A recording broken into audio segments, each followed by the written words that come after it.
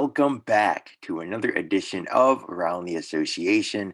I'm your host, Charles Fallon, back in here with another episode. And boy, do we have a lot to talk about from action out in Salt Lake. We kicked off the West Coast swing in style, and boy, was it a good day for Diego Orkedi, the four-time champion, finally back in victory lane, a legacy defining victory. 30 Cup Series wins. Just a second driver in ASCA history to reach that mark, joining Ronnie Woods in that exclusive club. And now we begin to talk about, can Orkedi surpass Woods' all-time wins mark of 32 wins? I think it's very well possible that he could do so. Finally snapping his 27 race winless drought. And hey, at the age of 36, Diego's not quite washed up just yet. We also got to talk about the defending Cup Series champion. I know I made a bold claim on Twitter right after the race. I said Braeden Bennett's title hopes are dead. They're over. It's wraps for him.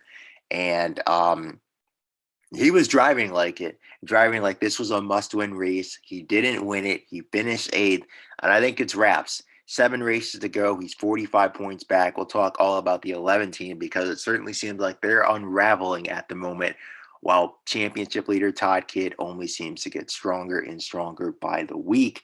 We also got to talk about the Craftsman Series because I think this might be the first time all year that the Craftsman Series race maybe had more action than the Cup race. And the Cup race wasn't even bad in its own right, but the Craftsman race was something else. 3 title protagonists end up DNFing in the closing laps. Jordan Reynard takes the points lead. You got a rivalry between Zach Trenton and Chandler Mills. We'll talk all about that at the Craftsman Series segment. We also got to talk about Snoots Enterprises revealing their full lineup for next year. We'll break all that down, and then we'll preview the next stop on the ASCA's West Coast swing out at Denver Raceway. But first, before we get into it, we got to shout out the ASCA's Discord server. Click that link in bio to join. We got 104 members in there right now. If you want to see news, rumors, reports, you want to see history, you want to see the point standings, you want to see records, you want to see any of that, click that link in bio. You will not regret it to talk ASCA with a bunch of fellow like-minded ASCA fans. And also, we got to shout out Circle B Diecast / Plan B sales. Use coupon code ASCA for reduced shipping on any orders $30 or more inside the U.S. So, without further ado, let's get into it.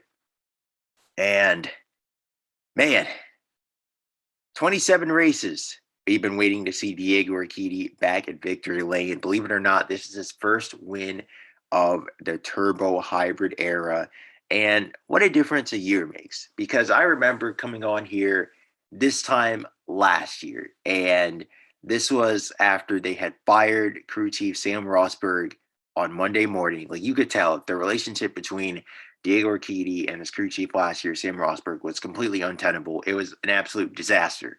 It was not working out. They were 13th in points. They had 4 DNFs in 10 races. Like, it seemed like the sky was falling at Orkedi was racing. Diego was washed. It was wraps. Everything was falling. You know, it was the end of an era. Basically, you know, it's like, man, like, this is not the Diego Orkedi that we had grown to know and love over the years, or for many people, grown to know and hate over the years. This year's Diego Orkedi looks like the old Diego Orkedi, kind of turning back the clock a bit. And no, he doesn't have the elite speed that he used to have. Is he on Todd Kidd's level this year? No. Is he going to win the championship this year? No. But he still has a couple more wins left in the tank. He still has something left in the tank. We know that for sure. And you got to give his new crew chief, Seth Fowler, a lot of credit for unlocking what Diego still has in his repertoire, basically. Fowler did a fantastic job, I think, at Dexter Andrews Motorsports. Fowler, you know, he did a fantastic job at Dexter Andrews Motorsports with their Craftsman Series number 16 outfit. Like, he had Marcus Edwards nearly winning races in that entry. And he was there for multiple years, but I look at last year as the notable year because he did, some really good work with them, especially in the first half of the season. They kind of fell off in the second half, kind of came back down to reality. But the first half of the season, they were right up there with the 54 as like, the two kind of dominant all-star entries. And obviously Orkidi was racing like what they saw. They poached him from the DAM school or ecosystem or whatever you want to call it, poached him for the DAM ecosystem and popped him down into leading the 22 camp. And here he is, they hit the ground running right off preseason testing, their second quick.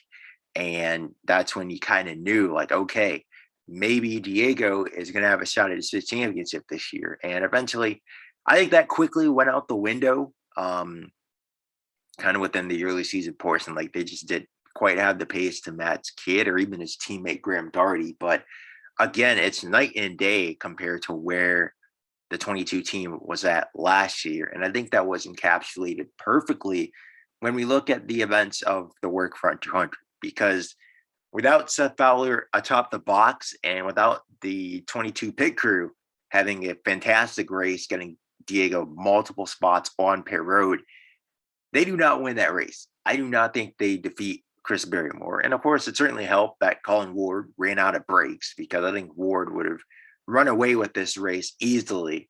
He was looking untouchable the first half of this race. And even when he had to back off because he had no brakes, he was still running lap times about a tenth up on pretty much everyone. And that's with him taking it easy, quote unquote. But obviously, Ward did end up DNFing. So when that happened, it looked like it was going to be a three-way fight between Barrymore, Orkidi, and Greg Healy. And it was Orkidi up there because the pit crew got him up from, what was it, fourth to second on the front row for what ended up being the final restart of the day at the halfway mark of the race. He ends up dropping spot to Greg Healy. He gets it back, though. And then Seth Fowler goes with the aggressive pit call to undercut. He went with the two-stop strategy, because we saw the race leader, Chris Barrymore, he wanted to go with the one-stop. He wanted to max save and pray that the fuel mileage would make it. Seth Fowler said, no, we're going to go aggressive. We're going to try to win this race. And it forced Barrymore's hand. And Barrymore had to react to the strategy instead of being proactive. He waited 2 laps to make that decision. Obviously, he was upset with his crew chief, Kurt Kimball, and boom, that was the difference. The undercut worked to perfection. Diego escapes with the race lead. He drives off, leaves them, and now he has his 30th Cup Series win in the bank. And fun fact about Diego's win, he started this race 11th. Prior to this, I should say last Sunday afternoon's outing, no driver had won a race this season starting from any worse than 6th on the grid. And Diego won from starting outside the top 10. So if that doesn't show that he turned back the clock this weekend, I don't know what does. He was really the only driver who was able to consistently match the pace of the Ronnie Woods Motorsports cars all day. And he wasn't matching Ward's pace, but he definitely matched Barrymore's pace, Kidd's pace, Park's pace. And you look at where they finished, they all finished 2, 3, 4, lined up directly behind Diego. Like, if it wasn't for Diego, this could have very well have easily been another 1, 2, 3 for Ronnie Woods Motorsports. Like, don't get it twisted. They may have lost this race, but they are still extremely dominant and are no doubt the organization to beat the remainder of the campaign. But overall, 30 wins is, again, like, it's insane to even think about that, to even fathom 30 wins, because for the longest time, it was Ronnie Woods as the only driver who had that, that illustrious 32 win mark. And it looked like no one would come anywhere close to that. And now here we are, fast forward to 2027, and Diego sits now just 2 wins away from tying that mark, 3 wins away from potentially beating it. And let's talk about that. Can Diego Orkidi surpass Ronnie Woods' all-time wins mark? Both of them of course, four-time Cup Series champions. But you look at Diego now, he's 36 years old. He wants to race until his 40s. And if he does race until his 40s, I think he could very well pass that mark. But you also have to think about it from the fact that when is he going to take a step back? And I think that truly he has taken a step back, but when is he going to, I should say, fall off a cliff? Like we saw Jimmy Hood do at the end of his career, like we kind of saw Randall Woods do towards the end of his career, like we saw Nick Orkedi do towards the end of his career, Diego's older brother. Like it happens to everyone. Like we even saw it happen to Ronnie Woods and CJ Barrymore and Caleb Henderson and some of those all-time greats. Like it happens to everyone. And I wouldn't be shocked if this was Diego's only win of the season, just with how dominant Ronnie Woods Motorsports have been. And that's the problem is you fast forward to next year, he's going to be 37. Like he's not getting any younger at this rate. But again, he is only 2 wins away from getting to that mark. And you also have to consider that Diego only has this 1 win in the turbo hybrid era. It does seem like the 22 team are certainly much better, much more cohesive since the switch to crew chief Seth Fowler. But again, Orkedi Bros Racing have kind of been lacking. And obviously they are majorly lacking to Ronnie Woods Motorsports pace in this new era of the Cup Series. And to be honest with you, again, this is Todd Kidd's league and everyone else is just kind of living in it at this point. So I think he can definitely get, you want to say he can get 2 more wins, but I just don't know. Like it's extremely tough to kind of gauge that, honestly. And yeah, it's tough, man. It really is. Like I can see a world where maybe Diego wins 4 to 5 more races. I could see a world where this is his last win. There's a lot of different ways that this could go. And I think that the 2028 season is probably going to have a major impact in that. If Orkedi Bros Racing can get back to where Ronnie Woods Motorsports are at, which I think that's why they're bringing in a 4th entry for next season. They want to have, I guess you could say an R&D car. Yeah, an R&D car basically to figure out, okay, like where are RWM finding all this pace? So like 3 entries to 4 that Orkedi Bros Racing, Ronnie Woods Motorsports and Michael I Racing have, like that's 1 extra car that both of those powerhouses have to kind of experiment with and test things out on that Orkedi Bros Racing do not have. So that's why they're expanding to 4 cars, I think. And if they can experiment and find something that works across the board for all of their entries, I think Diego has enough left in the tank to compete for his 5th championship, but also, of course, to win a couple more races along the way. Because again, he only needs 3 to surpass Ronnie Woods atop the all-time wins list. So it's not completely untenable, but we'll have to see. And we'll also have to see if this current relationship between driver and crew chief, Orkedi and Seth Fowler, does that stay strong or does that deteriorate over the years, like we kind of saw with Sullivan Price and Sam Rosberg. So we'll keep a close eye on that moving forward. And I think that it'll only heighten the debate that much more if Orkedi doesn't get the all-time wins mark. Because I saw some heated discussions going on Twitter between, is it Ronnie Woods or is it Diego Orkedi that's the GOAT? In my humble opinion, I honestly think it's Diego at this point. But, if Ronnie still holds the all-time wins mark at the end of the day, when Diego decides to hang it up, I certainly see why he has a case. So, that's certainly going to be an interesting storyline to follow over the course of the rest of the decade. All right, so let's talk about the reigning Cup Series champion. Braeden Bennett and this 11 team are in trouble. I think they're in deep trouble. And you kind of heard Bennett get snappy with the media saying, that everyone's looking for a storyline to report on. And I get that. But he was snappy behind the wheel. He's driving over his head right now. This is a 26-year-old that seems incredibly flustered at the moment. And when you look at where he's at in the point standing, you can easily see why.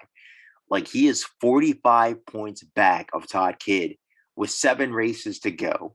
You look at his stats on the season, he only has 3 top 5 finishes all year, 5 top 10 finishes all year. That's a crazy statistic. He's only finished inside the top 10 in only half the races. And 2 of them were 8th place finishes. He had another 8th place finish at Salt Lake, and that was after a disastrous first half. They finally did get the car right.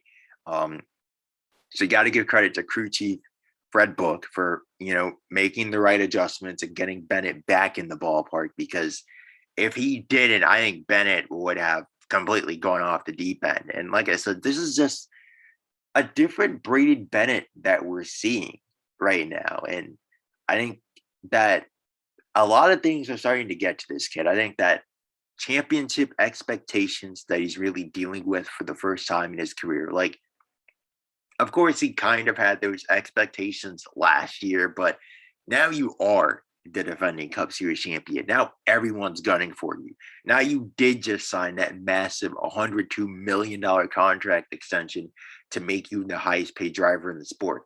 Now you're a superstar. Like, now if you have 5 top 10 finishes, everyone's going to focus on that. Now, if you blow up on the radio, everyone's going to focus on that. That's a big deal, a really big deal. Everyone's going to make a story of that. And I think that Bennett is not really relishing the spotlight right now. He really isn't. And I don't think he's coping with the pressure extremely well. Like, again, he never won a Craftsman Series championship. He never was one of those hot shot, can't miss prospects entering the Cup level. Like, he kind of entered the Cup level under the radar a bit when he replaced Devin Smith in the number 11 and gradually rose to superstardom.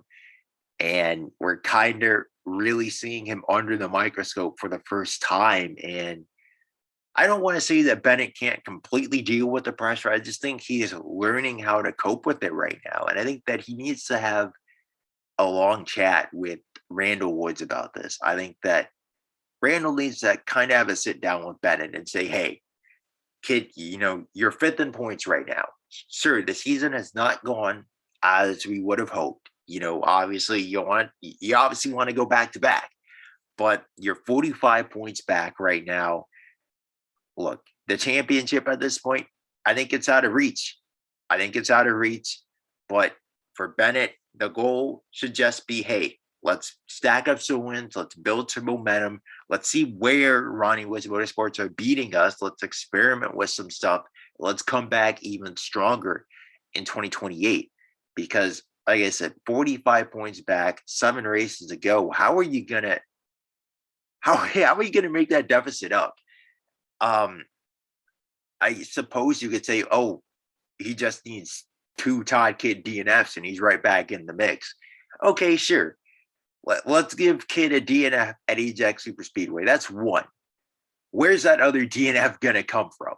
You head to Denver. Kidd's never won there, but he just finished, 3rd there last year. You head to San Diego. That's his home track. Kidd won there last year. You head to Ajax Super Speedway. Oh, yeah, Todd Kidd's won the last 2 races there.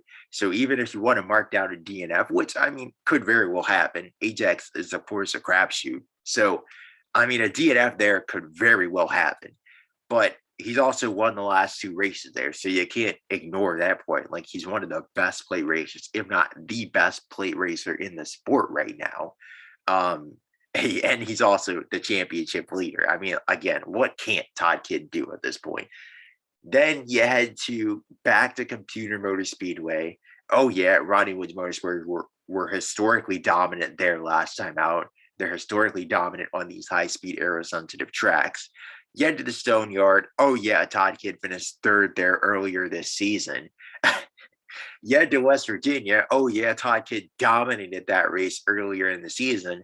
And then you had the Belltown where Todd Kidd very well nearly won that last year. Of course, we all know what happened at the end of that. So there is literally not a single race where you can pinpoint and say Todd Kidd's going to struggle there. That's her opportunity to get back in the hunt. Now, of course, Kidd could very well struggle in any of those races, but I doubt it. Just considering where Ronnie Woods Motorsports are at, and just the level that Todd Kidd himself as a driver is at. Like, I think you're 45 points back, 7 races to go. You're not making that up. So, like I said, the 11 team, they need to focus on experimenting and just going for wins, going for broke the rest of the season. Because I think that it's over. It's over for this year. And you're not going to win a championship with 5 top 5 finishes in 5 top 10, not 5 top 5, 5 top 10 finishes in 10 races this season. Like, it's just not going to happen. And even for Bennett, like, he has historically been rather hit or miss at Ajax Super Speedway. If he suffers another DNF at Ajax, it's wraps for him. So it already is wraps for him, honestly. And they also need to, I would not say fire Fred Book, but I do think that a discussion needs to be had about the optics of Bennett kind of losing his marbles on his crew chief. Like, that's not a good look. And I'm not going to blame Bennett. I'm not going to blame Book. I'm just going to say that they need to have a long discussion and a chat about what happened and what went down. And they need to get on the same page because clearly something is off. Bennett is upset. They're showing up to the racetrack off every week and they're having to dig themselves out of holes. And we've kind of seen that play out over the course of, the last week in the Windows 300 and now the Workfront 200. They got to clean that up. They have an opportunity to win at Denver. But again, if they show up behind the 8 ball again, Ronnie Woods Motorsports are going to pounce. So this is an 11 team that outside of their run of 3 straight top 3 finishes and that win at Belltown, they've done nothing all season. So like I said, yeah, they got to experiment. They got to see what works, see what doesn't work, and just completely throw out their notebook that they had heading into this year and come back with something completely different in 2028. Because what they're doing right now certainly does not seem to be working in the slightest. Now let's talk Craftsman series here.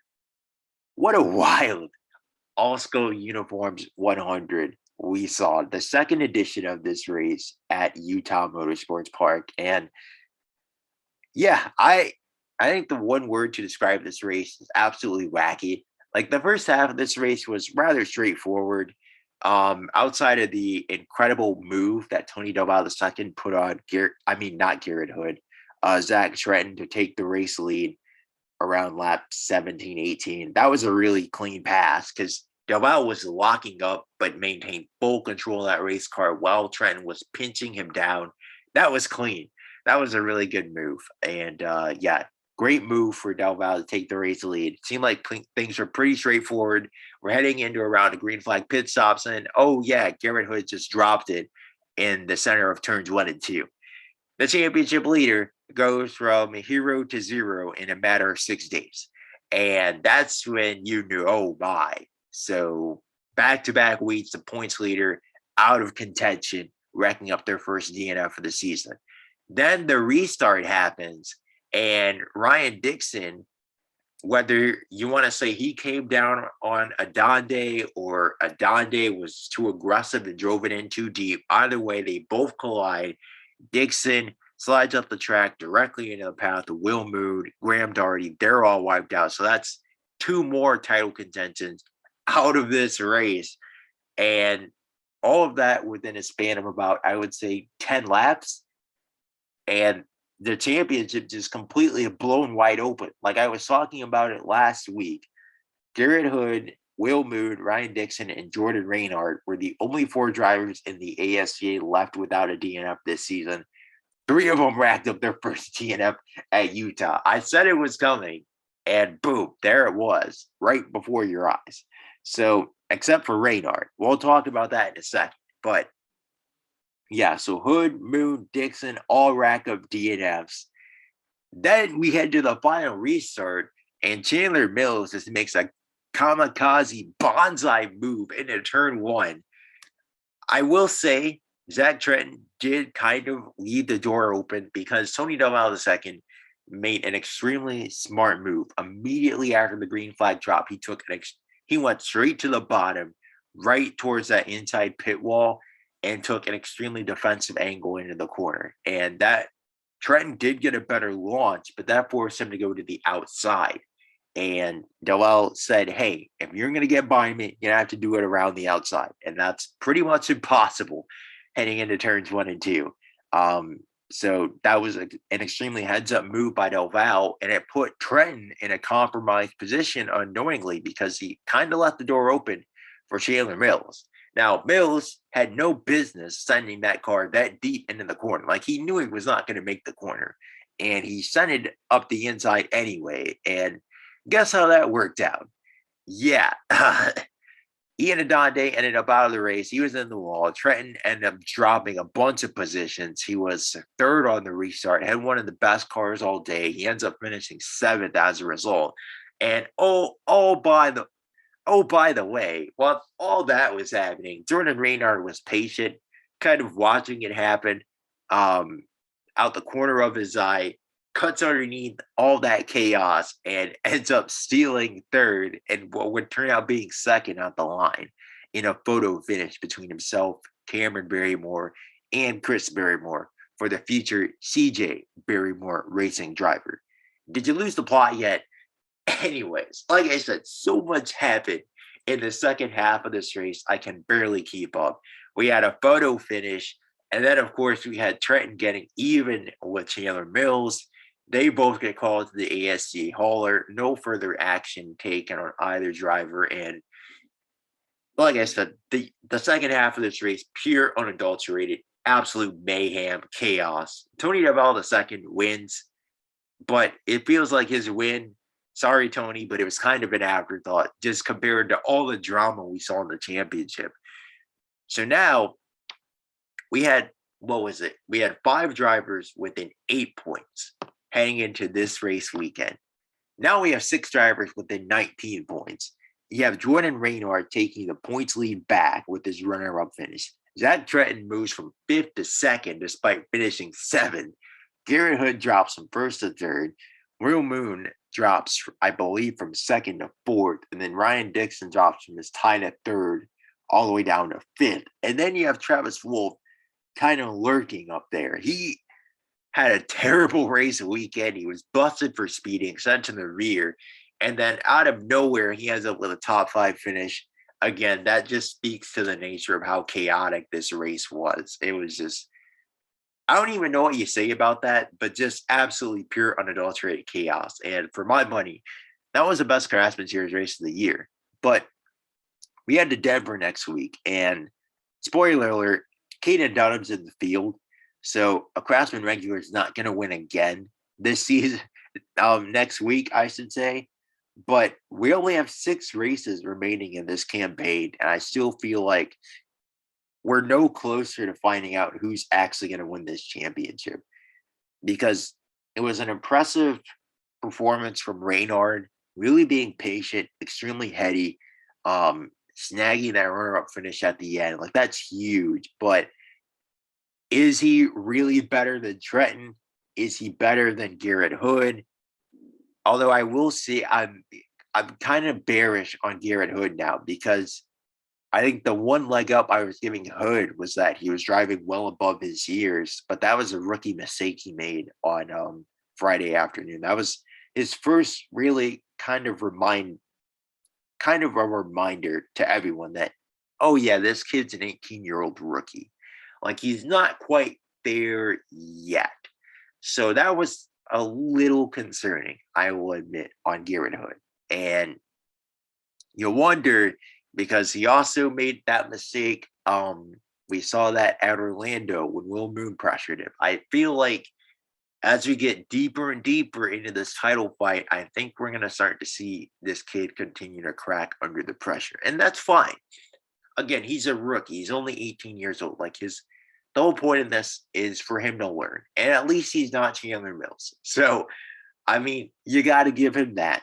And overall, like I said, I just feel like we're no closer to figure out who the hell is going to win this championship. I don't think anyone wants to win it at this point, to be honest with you. It's just, oh my goodness. And we'll break it down more heading into the Denver race weekend. But I also wanted to point out this 8th through 15th in the standings are separated by 9 points. You heard that correctly. 8th through 15th in the standings are separated by 9 points. So if you thought the championship fight was close, the best of the rest fight is extremely close as well. And Chandler Mills is not too far ahead of them in 7th. He's only 9 points ahead of them. The gap between 7th to 8th is 9 points, and the gap from 8th to 15th is 9 points. So the fight in the midfield in the Craftsman series is an absolute dogfight. Yeah, that's going to be a pretty interesting storyline to follow the remainder of the campaign. But also, so yeah, the Craftsman series, I get it. Cup drivers have dominated. You've had Kaden Dunham win 4 races. Tony Navarro II's now won twice. Regulars have only won 2 races this season, but it feels like the racing itself, the product itself between the series regulars has been outstanding. Like one of the best I can remember in recent memory. Like I wouldn't say it's at a high level though. Like it's not high level racing like we saw between Colin Ward and Sean Wooden in 2023, or like we saw between even Thorson and Dunham last year. I don't think it's at that level, but it's chaos, and I love to see it. So yeah, if you're not watching the Craftsman series, maybe don't watch next week because Kaden Dunham's going to stink up the joint again. But after that, it's going to be must-see TV the remainder of the campaign. So let's talk about the second team to reveal their full 2028 ASCA driver lineup, and that would be Snoots Enterprises. I first want to follow up on this story because I kind of broke the rumor that Snoots Enterprises were debating getting rid of Matt Chamberlain, considering his awful rookie season to date. They're going to keep him. They're going to honor the full length of his 2-year contract. I think this is the right decision, even though Chamberlain had another mid-race on Saturday. I think that you give him 1 more year. I don't think Travis Wolff is quite ready for Cup yet. Although I did say he can't do any worse than Chamberlain. Yeah, sure. But you also, like, why even spend the money to buy out his contract? Give him 1 more year. We'll see if he can come back stronger in 2028, I should say. And just kind of go from there. Give Wolff another year in the Craftsman series because I think that if you promote Wolff after he has no wins at the Craftsman level, it's just the same mistake that you made with Chamberlain. Chamberlain also had no wins at the Craftsman level and got promoted to Cup after 1 year. And I think you got to give Wolff 1 more year to kind of figure it out. And yeah, I think they made the right decision on that. So just give Chamberlain 1 more year. Don't rush him out the building. Don't rush Wolff up. Give him 1 more year. That was the right decision on Snoots Enterprises' part. So with that in mind, their Cup Series driver lineup stayed the exact same. It's going to be Healy and Chamberlain heading into next season.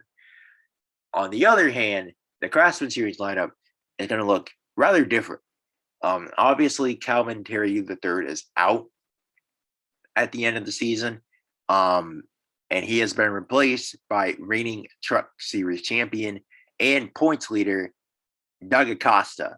He's going to be 25 years old next season. Is Acosta. He's won a record 6 Truck Series races thus far. Obviously, the most highly touted prospect to come out of the Truck Series division thus far, even though it's only been 1.5 seasons. But obviously, Acosta has really burst onto the scene after tearing up the lower leagues. And Yeah, I think it's a no-brainer hire for Snoots. I think we all kind of knew this was coming once he was signed and once Terry continued to underperform. And new sponsorship coming on board, Wheelan, going to be on board the 2 car for next year. And I think the other interesting wrinkle in all this is that Snoots Enterprises are adding a third entry into their Craftsman Series program next season. They're taking the Orkedi Bros racing strategy of adding an R&D car and hoping that it improves the entire team.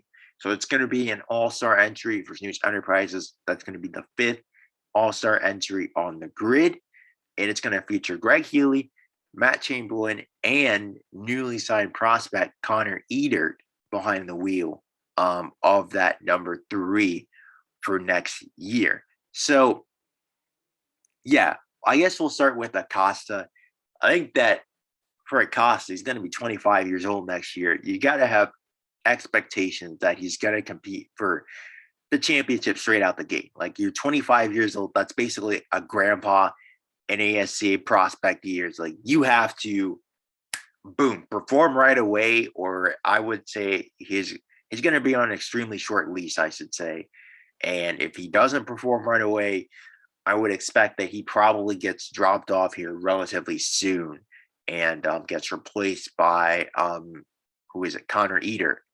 Yeah, so we'll see on that if he can hit the ground running and perform right away. As I mentioned, he needs to do that, or he's going to be on the hot seat relatively quickly here, I would say. But yeah, and then Eater, I think, is a really solid long-term option for Travis Wolf, because I think that sooner than later we're gonna see Wolf at the cup level, just depending on if Matt Chamberlain works out or not, or if Greg Healy chooses to not sign an extension past 2029 with the team. So Wolf, I think, is going to be in cup eventually. He's shown me enough in his development that if he continues to take one more step up next season, like, he's going to be ready for the Cup Series. I think that, yeah, he's going to move up to the Cup level eventually. Eater is going to be a fine replacement to either Wolf or maybe Acosta at the Craftsman level if he doesn't perform. And we'll see how he does in the 3. I actually do like that they're adding this entry so we can preview Eater and kind of figure out, okay, is he good or is he not before he gets that full-time ride? Because it is tough to gauge that. Like, you look at guys like Andy Green, who we thought were surefire. Okay, he's a 4-star prospect. He's going to be really, really good. He's been terrible this season for the most part. He's kind of turning around the past couple weeks, but for the most part, Green has not been good this year. So, yeah, we'll get to see what Eater's made of relatively early, depending on how those 6 starts go. I believe he's projected to make in 2028. And yeah, so I feel like that's really it for Snoots. Like I said, Acosta, I think you have to have him as an early season title favorite because of his older age, because of his extra experience going up against the guys that he's going up against, who don't have that experience and who are also teenagers for the most part. Look, you got to have him as an early season title favorite, and I'll be shocked if he's not competing for one.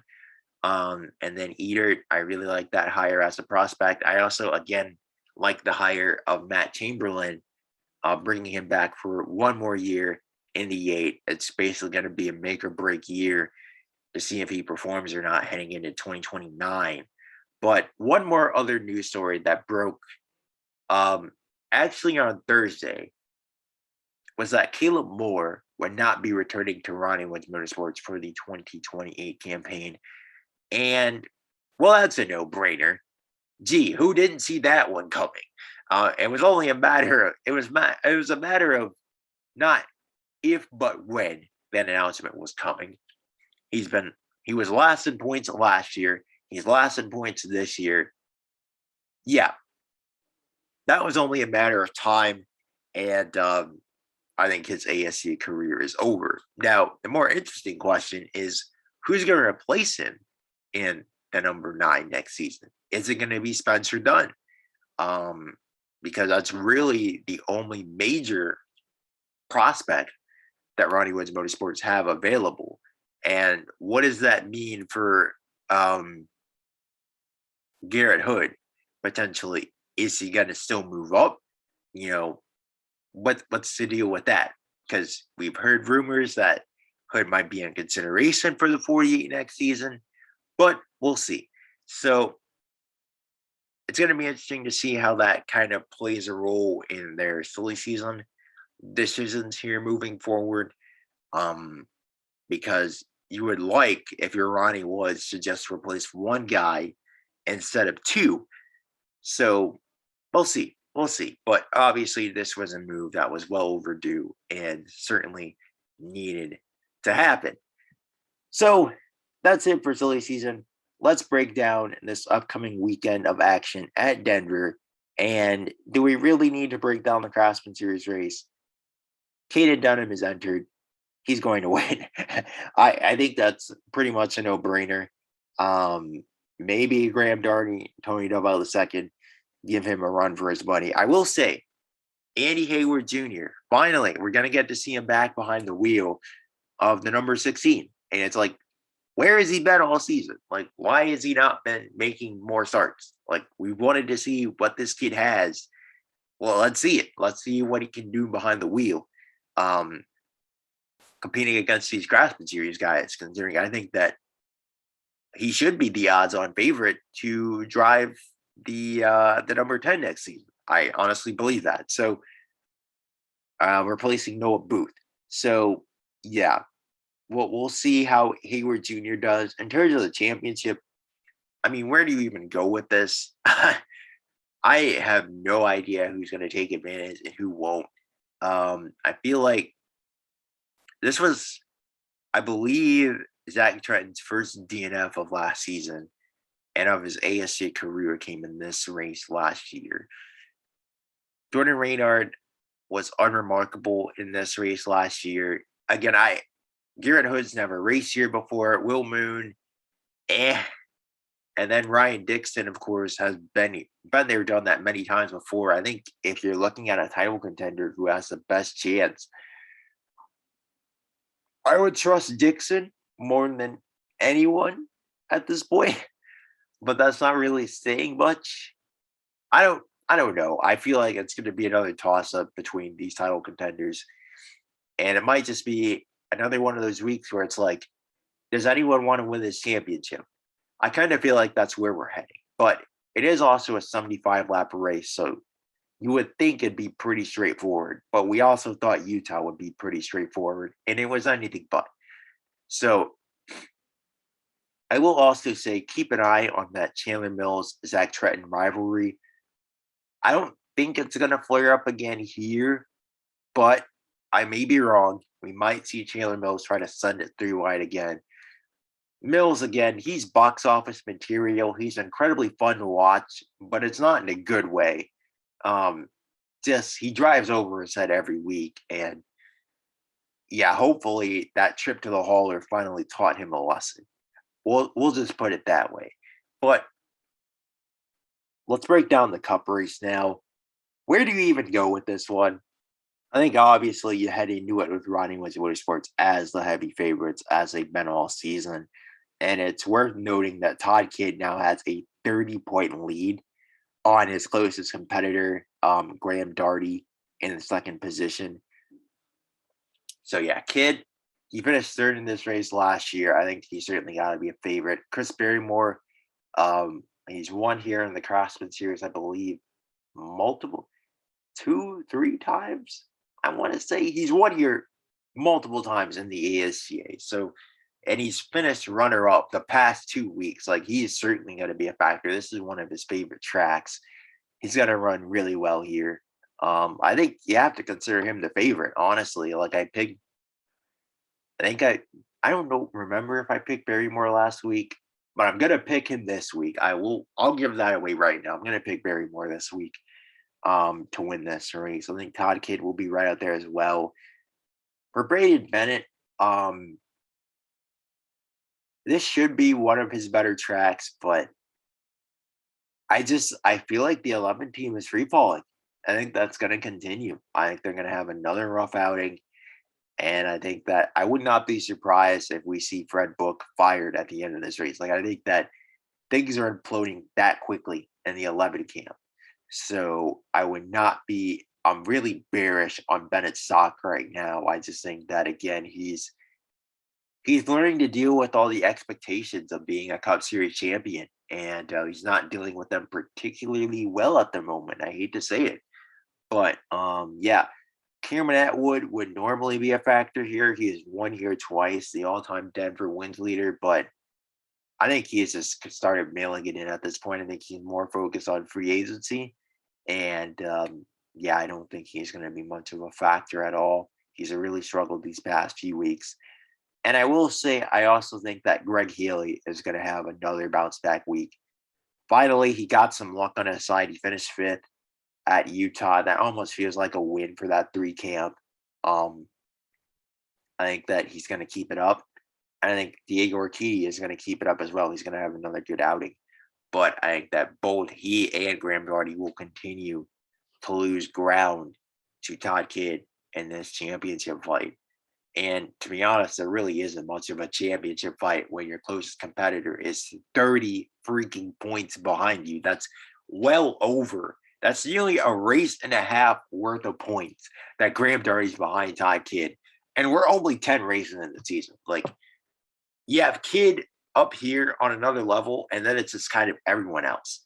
And I think that that continues at Denver because, again, Kidd's never won here, but this is certainly a track that he's really good at, and he's due for a win here. I will certainly say that. But that's it for this edition of Around the Association. I'm your host, Charles Fallon, signing out, and we'll see you after this next stop in the Mile High City on the ASCA's West Coast Swing.